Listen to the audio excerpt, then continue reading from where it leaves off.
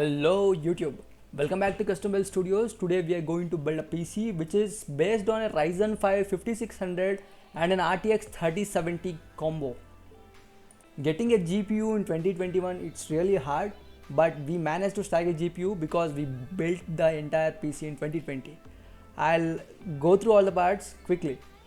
For the processor we are using Ryzen 5 5600X.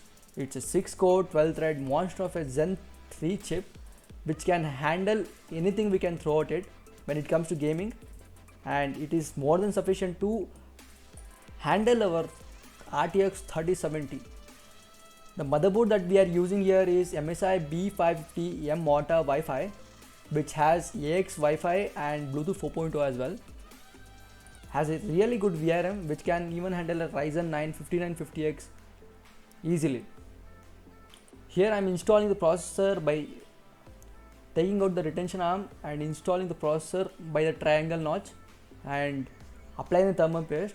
We are not using Ryzen 5 cooler here, which is Wraith Stealth. We are using Wraith Prism in order to lower our temperature. When it comes to the RAM, we are using XPG's 8x2 16GB sticks of Spectrix D60G, which is a really good RAM when it comes to Ryzen.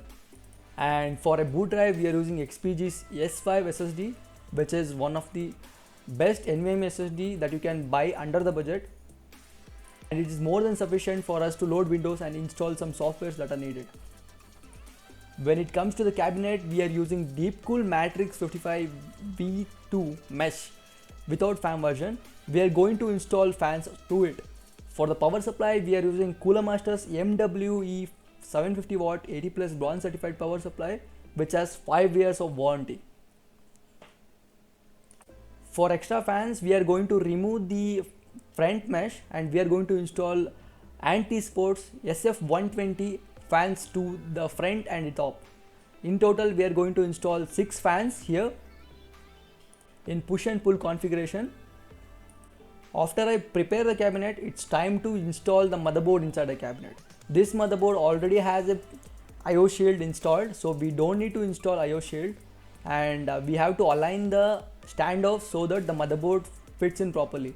This is a micro ATX motherboard, which is really small motherboard, but it can be fit in this because it's an ATX case.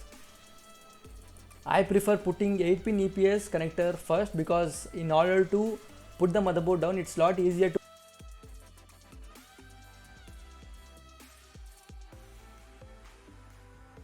This is the important part of the build. We are going to unbox the graphics card. This is RTX 3070 Galax 5G version, which has 3 fans with a really good heatsink and 1 exhaust extra fan as well. The temperature on this graphics card is really sweet when compared to any other graphics card. One of the higher build graphics card that I have held in my hand.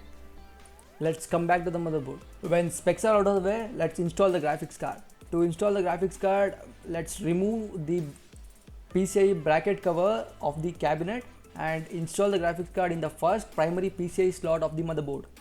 After installing the graphics card, it's time to put the supplementary power cable, which is a PCIe connector, to the graphics card from the power supply and screw down the graphics card. After the entire build is complete, we tried to boot into Windows, but it was not possible because our 5600X was not compatible with the current BIOS version of my B550M motherboard. So we need to update the BIOS. In order to update the BIOS, we downloaded the latest BIOS from MSI's website and we use the same processor 5600X to update the BIOS. After updating the BIOS, everything works flawlessly. After building the PC, I ran Cinebench R23 in order to run the temperature test on our 5600X, which ran really cool comparatively. It just peaked around 61 degrees Celsius in all core workload, boosting above 4 GHz, which is really good sign. After this, I tested the graphics card, but we had a hurdle here. NVIDIA driver was not being installed because there was some issue with PCI Gen 4 compatibility on this CPU motherboard and the graphics card. So we went in the BIOS and we changed the gen of PCI to PCI Gen 3, which fixed the issue and the graphics card was working really good. When it comes to the temperature, the graphics card, it peaked around 68 degrees Celsius in default fan curve, which is exceptionally good.